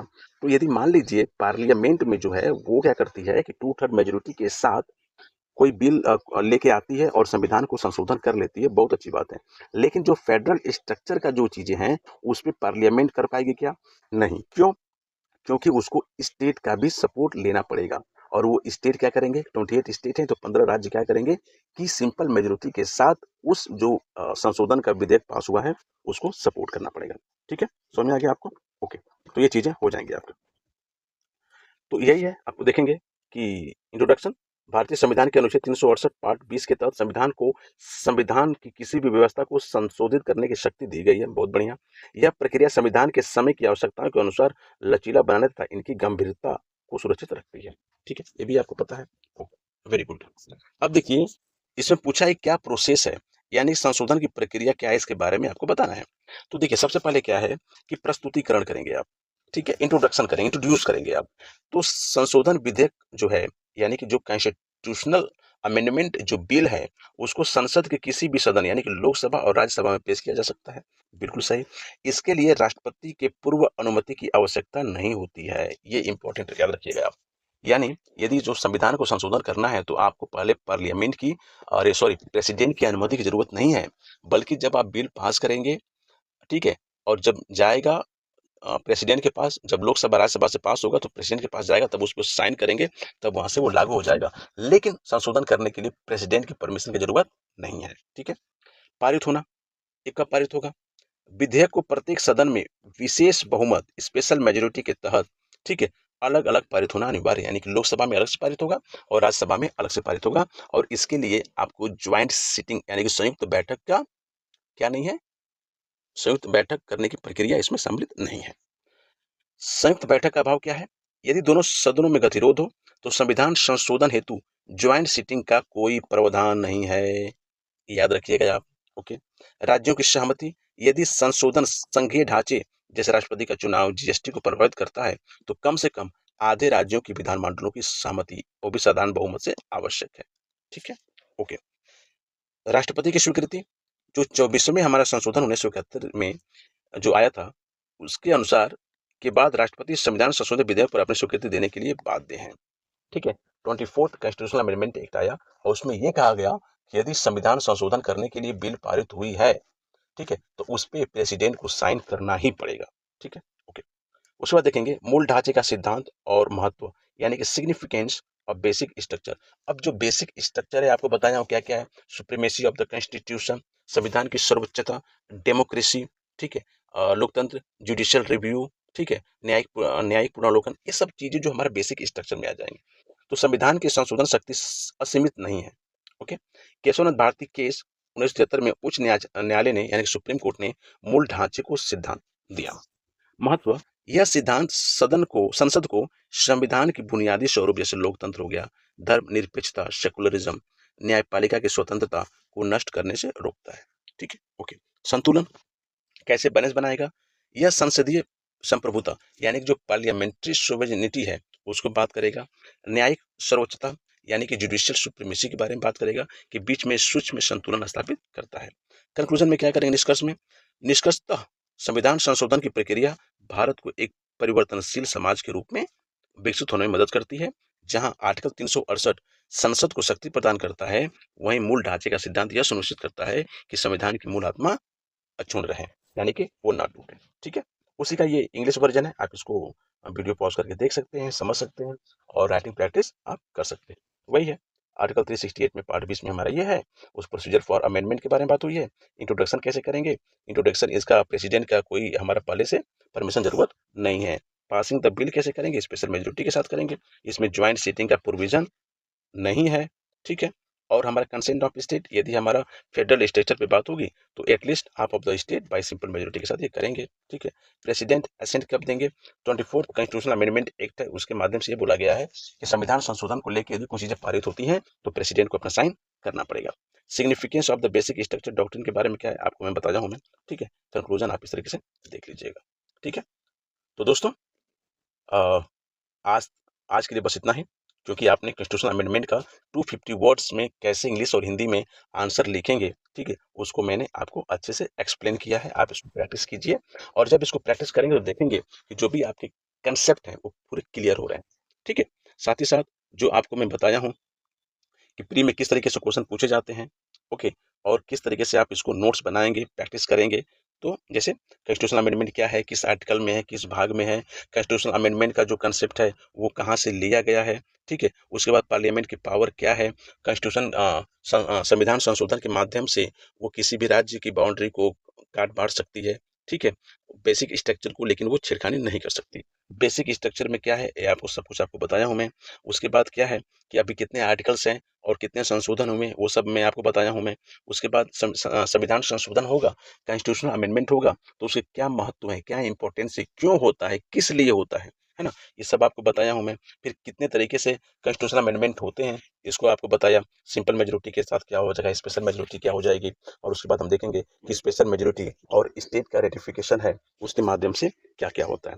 साथ ही साथ आपको ये भी समझाया होगा, कुछ लोग कहते हैं कि ये पार्टी सरकार में आ जाएगी, सरकार बना लेगी और राज्यों में बना लेगी तो संविधान को चेंज कर देगी। ठीक है, तो वो चेंज किस मुद्दे को लेकर डरते हैं और बात रखते हैं और हम समझने की कोशिश करते हैं, उन सारे कंसेप्ट को भी मैं आपको एक एक करके अच्छे से समझाया है। ठीक है, तो आपको क्या करना है कि सिंपल इसका एक नोट्स बनाने हैं, उसको प्रैक्टिस करने हैं, और जो जिस एग्जाम की भी तैयारी आप कर रहे हैं उस एग्जाम के जो प्रीवियस ईयर के क्वेश्चन है मल्टीपल चॉइस क्वेश्चन के, उसको लीजिए, सॉल्व कीजिए, और जब सॉल्व करेंगे तो आप देखेंगे कि आपका कॉन्फिडेंस लेवल बहुत हाई हो रहा है। और मैं आपको विश्वास दिलाता हूँ कि जितना ही मैं आपको पढ़ाया हूँ उतना ही नोट्स बनाइए और उसी को प्रैक्टिस कीजिए, रिवाइज कीजिए, और आप देखेंगे कि आप बहुत सारे क्वेश्चन आसानी से कर ले जाते हैं। ठीक है, तो दोस्तों आज की वीडियो में बस इतना ही। वीडियो कैसा लगा? यदि अच्छा लगा हो तो प्लीज लाइक कीजिए, सब्सक्राइब कीजिए, कमेंट कीजिए, ठीक है, शेयर कीजिए, और ऐसे ही आसान भाषा में संविधान को समझने के लिए आप हमारे यूट्यूब चैनल पे बने रहिए। तब तक के लिए थैंक यू, धन्यवाद।